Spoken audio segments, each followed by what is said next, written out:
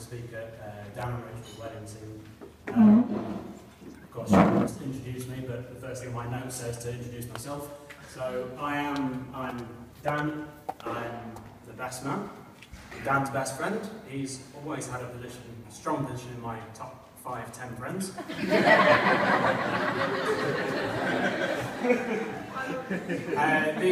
Of course, you've heard all the D1, D2 stuff. That's D1 based on me being the first to arrive in the house that we shared, and he arrived shortly after.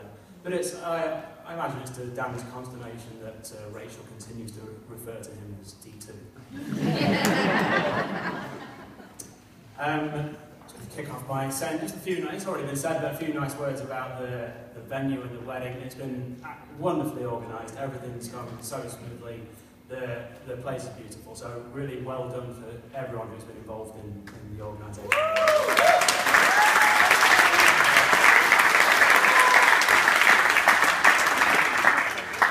Also beautiful, the bridesmaids. It's Lindsay and Stephanie and the maid of honour Abby. And I would like to raise a glass to the bridesmaids if you will. Ladies and gentlemen, the bridesmaids.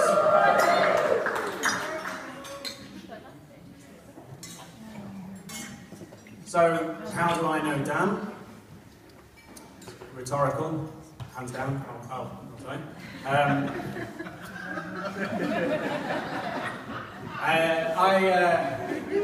I met Dan, as Sean said. We were advertising a spare room in I was in a 3-bedroom house and we had only 2 people there. Room needed filling and Dan was looking for somewhere to live. Now, if you advertise a single room in the Cricklewood area of North London, then you are essentially inviting weird people to come to your house. We got through a number of oddballs and potential mass murderers. Then Dan came along, seems relatively harmless and certainly the best of a bad bunch. But he's, of course, we didn't like him at first.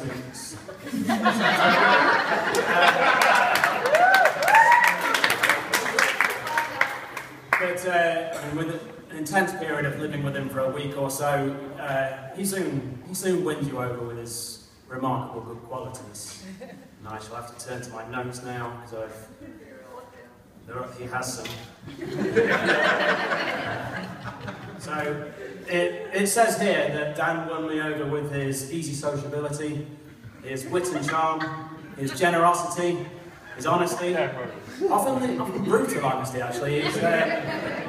Plenty of times I've come home from work, a long tiring day at work, and Dan has just said to me, Dan, that really is a horrible shirt, isn't it? His generosity comes through and he lends me his clothes frequently, and he's tonight wearing the most expensive garment I will ever wear. We share a love of quoting British comedy shows, which I think is now something that, sorry.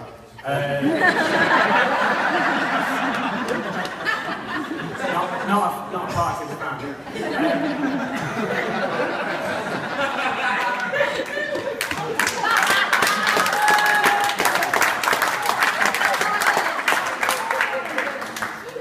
I think that's now something that Rachel suffers through in my place, so I think the quoting continues. Dan has an intuitive understanding of when you might want a platter of cured meats in the late evening. That's probably quite specific to mine and his relationship, but something perhaps more general. If you've ever done a pub quiz with Dan, one of the earlier things that I suppose within a couple of days of living with him, we went out for a pub quiz, and he's the person who shouts the loudest with his comedy answers that he knows are wrong. He's certainly won us over, and of course a lasting friendship. Of course, the best man, it's traditional to tell some stories about Dan. I'm afraid in the short time that we lived together, it was less than 2 years, Dan didn't generate too many stories. I don't think. Well, once he asked me to speak at his wedding, to be his best man, I imagine it was more than a year ago. I started every now and again just writing something down if I thought of something that I could put into this. But then I spoke to my dad about a week ago, and he said, Dan, I suggest you don't put anything, crass or unpleasant in your speech. Keep it nice. So there has been a brutal edit. I've lost hours of material about illegal activity, public illness, and various tourist attractions, and some cruelty to animals. I do have a brief story about Dan, which I think it's good for summing up something about his personality. It doesn't have a punchline, so I've got a hopeful pause for laughter at the end of it. He and I, we used to bet, not often on sports or things like that, but it'd be some sort of remembered knowledge. So Dan would say something that was inherently untrue. I would argue, and then we would bet a pound coin, always a pound, on the truth, on the real answer, and then in due course I would collect my pound. But yeah, one of my favourites was, it wasn't actually betting on a fact or something that Dan thought that he knew. It was, Dan bet me a pound to quit my job. And you know, in the economic climate, it seemed like a wise move. So I did. Of course, I'd already decided I was going to quit my job, and he didn't believe me. So I did go ahead and quit my job and collected my pound and paid up. And I thought that it was quite a special pound to have won, something of a gamble to leave a salary for a pound coin. But, so I marched on down to buy a lottery ticket. Headed down to the post office or the newsagent or whatever to fill out my form, ticking the 6 numbers I wanted. And Dan had come along with me, and I noticed him looking over my shoulder. Very carefully, he took his own ticket out, exactly the same numbers as me. Pause for laughter.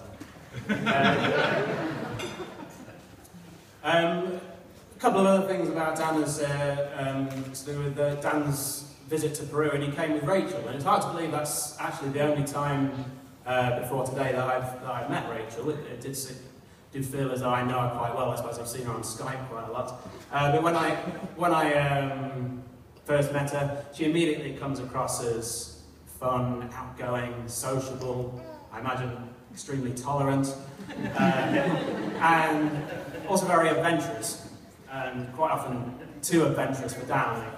As soon as they arrived in Peru, she whisked him straight off to the mountains, to build an orphanage.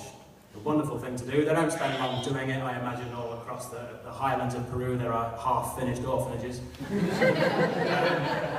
But it's an activity that, as by all accounts, Rachel thrived on. I really enjoyed it. All Dan had to say about it, and I think these are roughly his words, that it was back-breaking physical labour, and there were no properly scheduled breaks.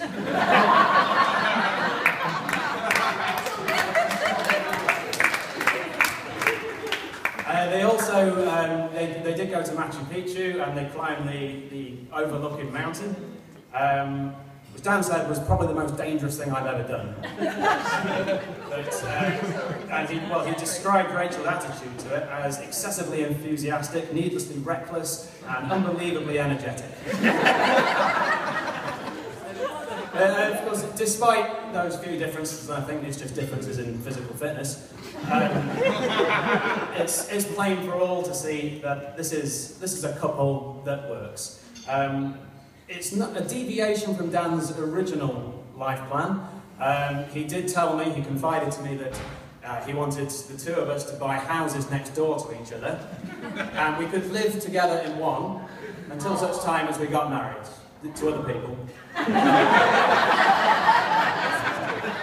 And then we could live next door to each other with our respective wives. So I left the country.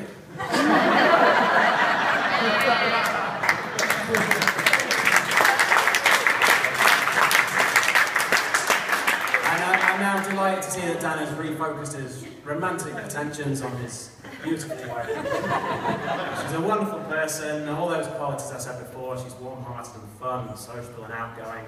And together, I think they make a wonderful couple. Rachel, in the words of Alan Partridge, Dan's a fantastic man.